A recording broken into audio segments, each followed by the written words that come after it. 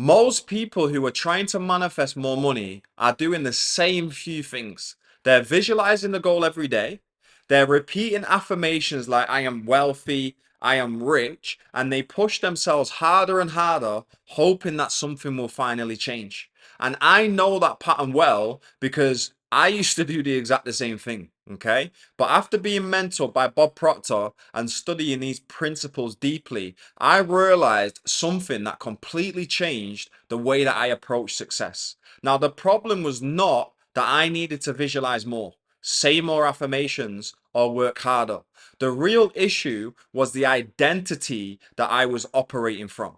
So I was still thinking like someone who was trying to achieve the result rather than someone for whom the result was already normal. And that distinction changes everything because when you're constantly trying to make money, trying to succeed, trying to manifest something better, your mind is quietly reinforcing the idea that you do not yet have it. Okay. Now, the energy behind trying is lack. And as long as the identity stays the same, the results tend to stay the same as well. So once I understood this and started to apply it, everything started shifting for me. My income went from 15K a year to 18K a month within 5 months. And over the years since then, I've helped dozens of people apply the same principles in their life and their business. One of my clients, Peter, he came to me earning 70K a year in his business. And after working together and implementing these ideas, he's now earning £75,000 a month.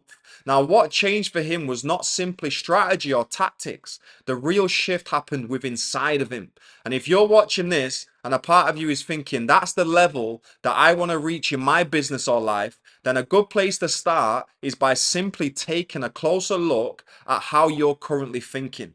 Because most people never realize that their results are being shaped by subconscious patterns that they didn't consciously choose. So I've left a link in the description to this video where you can book a one-to-one call with me and we can look at your current situation, the level that you want to reach, and the internal shifts that may need to happen to help you move from one to the other. Now, the reason this works comes down to how the subconscious mind actually operates. Your subconscious mind cannot tell the difference between something that is physically happening and something that is vividly imagined and emotionally felt.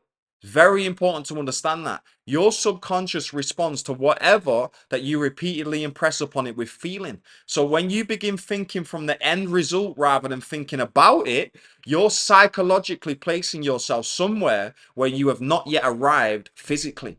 In your imagination, you're already there.